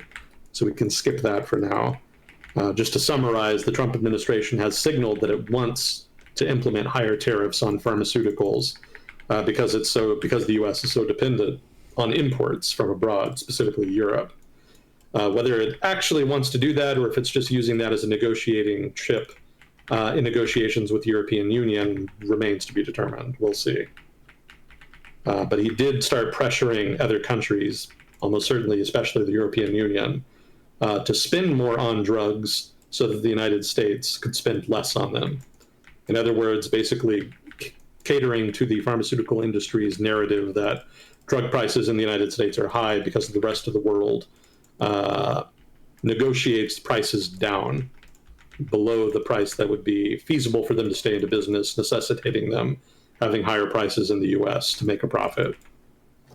That's a lie, not true, but that's what the industry says, and the Trump administration is going along with it.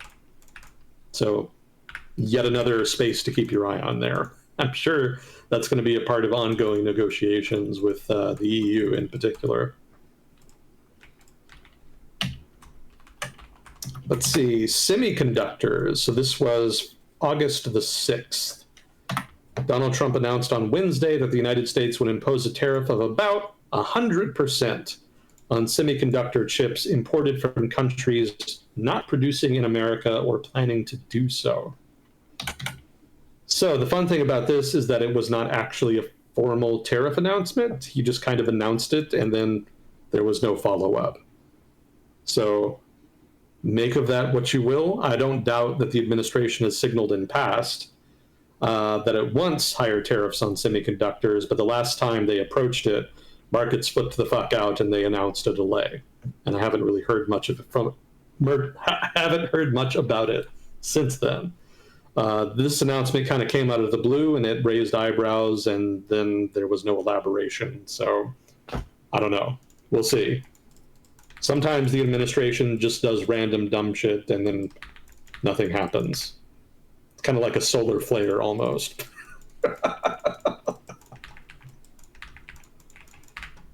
And the final item, not the final item, okay. The next item in the tariff update, there was a deadline approaching regarding the truce with China. I think we talked a while back about all of the shenanigans that went on with the escalating tariff war with China, and then they negotiated a truce, and they fixed tariffs around 50% thereabouts.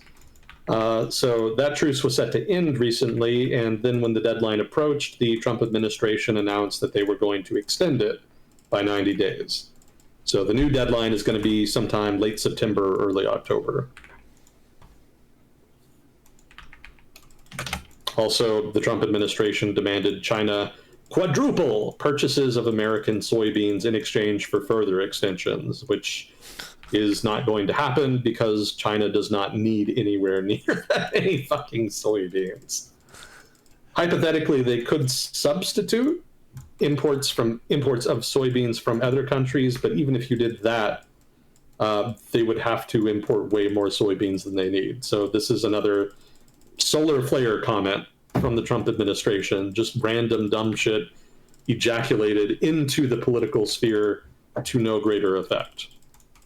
I'm sure the Chinese are very impressed. Buy our soybeans or else.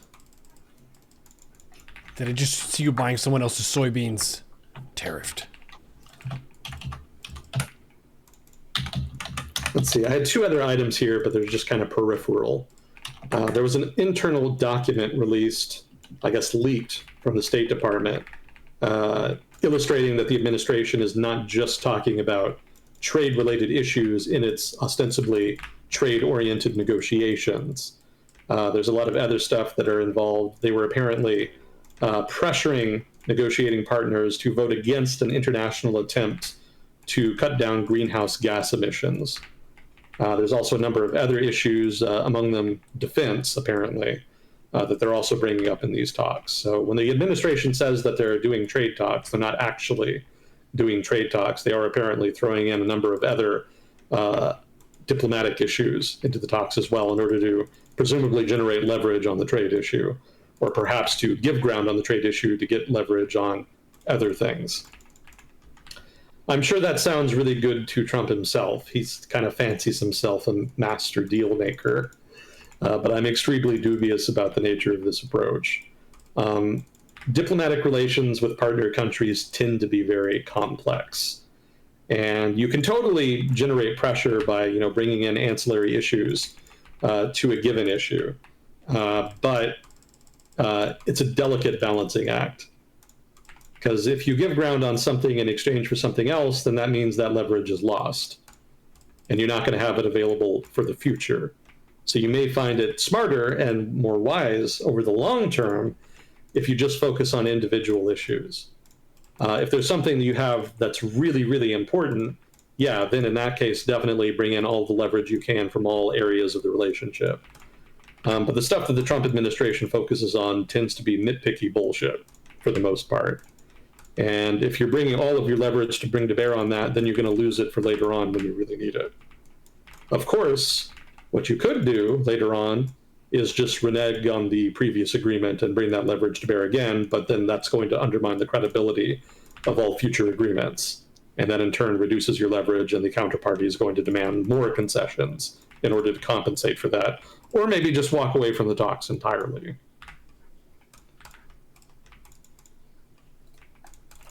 Lobbying. So, of course, as the Trump administration has heaped pressure on trading partners, there's been a big surge in interest by those trading partners in lobbyists in Washington.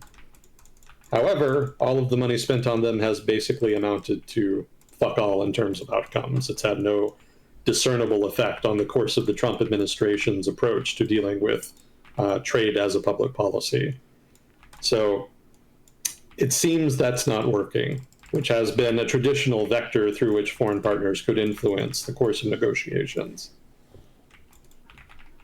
Not really all that surprising, given how committed the Trump administration has been to this, but still worth noting that a traditional vector not having an impact. Okay, so that's the tariff update. Thank you. How are we doing on time? Doing good. It's been almost 2 hours. We don't need to go for the full 3 if it's been a slower week. Seems like mostly performative bullshit. That's the order of the day, Neuro. That's the 2020s in a nutshell. We did have one chatter say, no, please God, no tariffs, no. So that's kind of a public sentiment that's at least shared by some people. Yeah, if it were being done smarter, then I wouldn't complain so much, but it does seem like the Trump administration is just following its usual impulse of applying generic pressure to get concessions, rather than thinking it through ahead of time and having an actual plan. That's not really how good public policy works. You can be dramatic, right? You can have dramatic shifts in the course of how you do something. It's not that public policy always and forever has to be stagnant and fixed in place. Like, you can be creative, but That's not what this looks like. That's not what, the Trump administration is not what that looks like, right? You do have to put in thought, effort. You do have to have people sit down and look at all the ramifications. If you're just going to take a scattershot approach, throw shit at the wall and see what sticks, then you're going to get outmaneuvered by the other governments that will put in the work. And my experience with observing the Trump administration in both of its iterations has been that that's how this approach has worked out. They just end up with mostly nothing, or if they do get something, it's superficial and not substantive in nature. We'll see how it works out.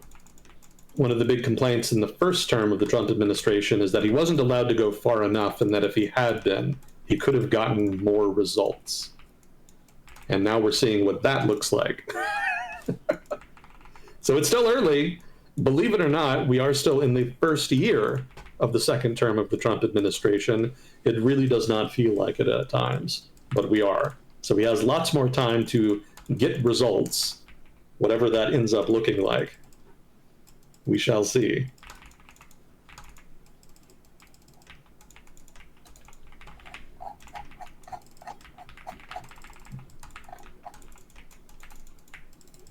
I think that's all we had for questions, and I'm pretty much spent as far as current events. Did I have anything weird news related? I might. Let's see.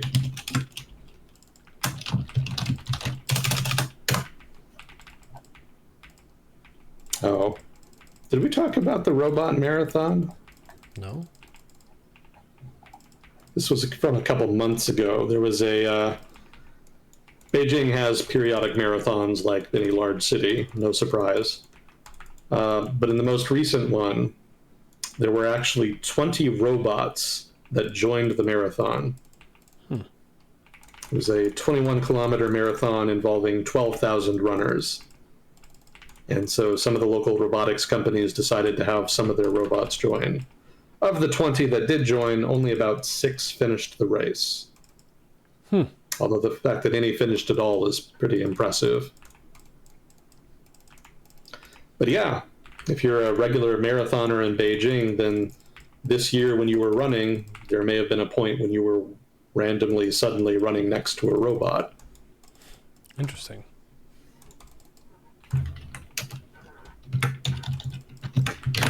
The 21st century is, if nothing else, chock full of what the fuck moments.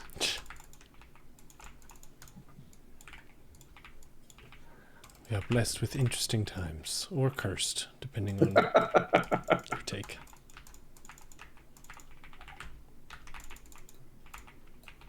Well, is there anything you wanted to get to? I don't think in particular. Broad questions about regions, economics, public policy. We did, I actually told a friend about the fight between the Pakistani lawyers and the doctors. How are they doing? They still duking it out? No, I think those were one-off incidents. I don't think there are regular Mortal Kombat style competitions and confrontations between the professional upper middle class of Pakistan.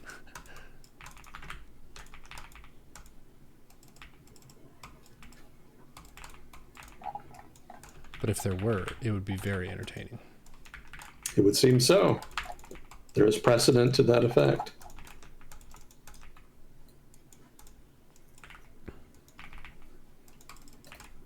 Well, there's always Faerun.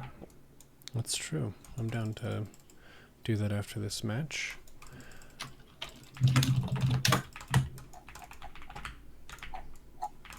What is Saudi Arabia doing? They've actually been a big funder of esports stuff lately. I'm sorry, I can't think about Saudi Arabia now without thinking of Neom. What does that mean? No matter what I do. Neom is a major super project that is being developed by the Saudi government as part of their overall effort to shift their economy away from an oil-based economy into something that is more diverse. Is that big line thing you showed me? Yes, that's the one. Oh, okay. That's the one.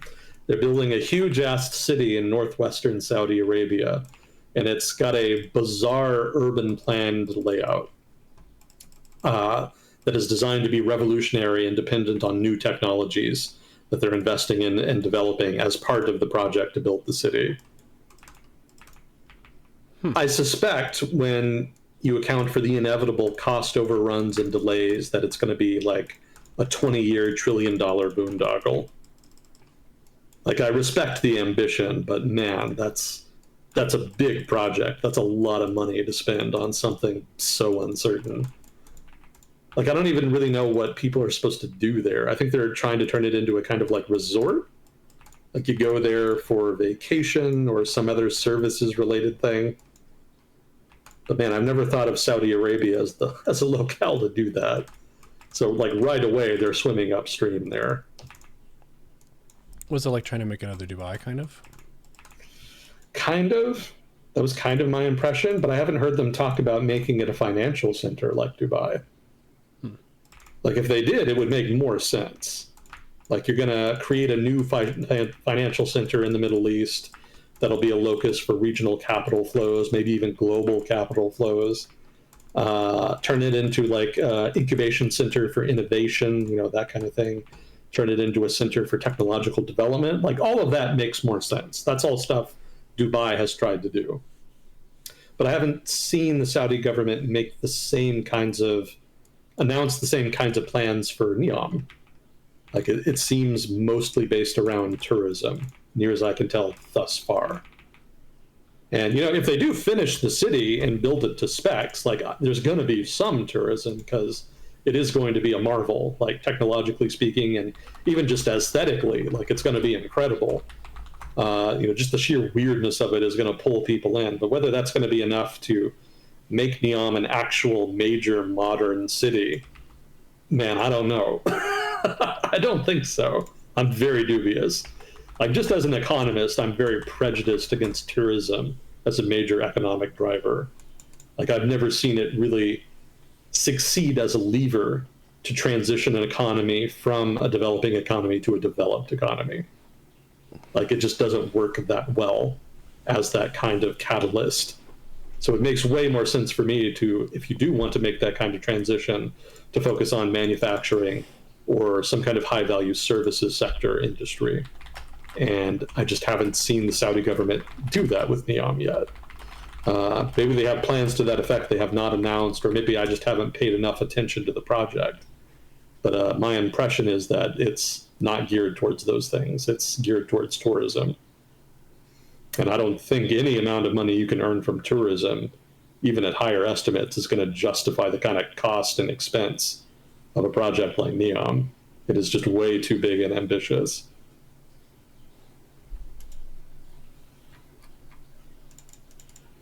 Chad is talking about the idea of a linear city maybe not being the best shape for a city. So I suggested a Mobius strip. And if you wanted to go from place to place, you might have to go upside down. And Fuzzy Cord calculated the speed. You need to go 120 miles an hour if you want to be able to stay stuck to the upside down part without falling and dying. They might as well. If they're going to make something as crazy as Neom, then yeah, why not? Just go nuts with it. Imagine the liability. Jeez. You drive on this road at your own risk. If people lining up for Everest is any indication, there are certainly people who are down to take some silly risks. Well, there's certainly more than enough money in the Middle East for silly risks.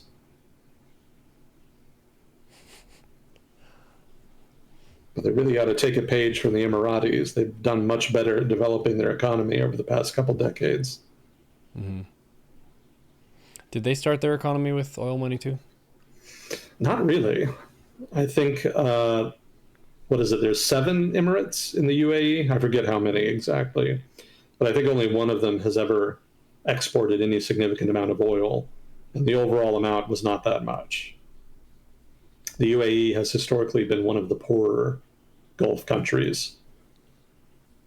I think their economy used to be based around pearls. like 100 years ago, when the population was like 100,000 people. They would dive for pearls, and that would be their main export item. Interesting. I think it's only really starting in the 80s or 90s when the government really started looking at making Dubai a financial center. And they were able to use the right combination of legal reforms, tax incentives, etc., to make that happen. The United States also helped, actually. The U.S. government has a arrangement with Gulf monarchies, in which when those Gulf monarchies buy stuff from the United States, a certain amount of the revenue that is gleaned from those sales is reinvested into certain projects that are presented by the partner countries. So, for example, when the UAE would buy military equipment from the United States, the companies that they bought from would take a portion of that revenue and they would invest them into projects that the UAE government had determined to be industrial policy priorities. Now, this didn't really cost the defense companies that they were working with anything, because they retained a stake in the investment. But the result is that the UAE got a little extra money for their industrial policy that they would not have otherwise had. And they tended to invest that in defense-related stuff of one kind or another. But the result is that they were able to generate some businesses, some manufacturing businesses they would not have otherwise had, that eventually evolved into the relatively advanced modern defense sector that the UAE has. They don't produce a whole lot, but they have expanded into things like vehicles, I think specifically armored cars, and also drones. And a lot of those industries started with seed money that they got from U.S. defense firms as a result of that agreement that was made between the U.S. government and the Emirati government. So being smart with programs like that, and then tying them into the development of their financial sector, those twin efforts combined have resulted in the UAE economy growing by leaps and bounds over the past couple decades, much more so than other developing countries. It's a pretty rare success story. Well, a rare economic success story in the Middle East. An economy in the region that is successful but not dependent on the export of a single commodity. Very impressive. It's a testament to the ability of their administrative state that they were able to pull it off.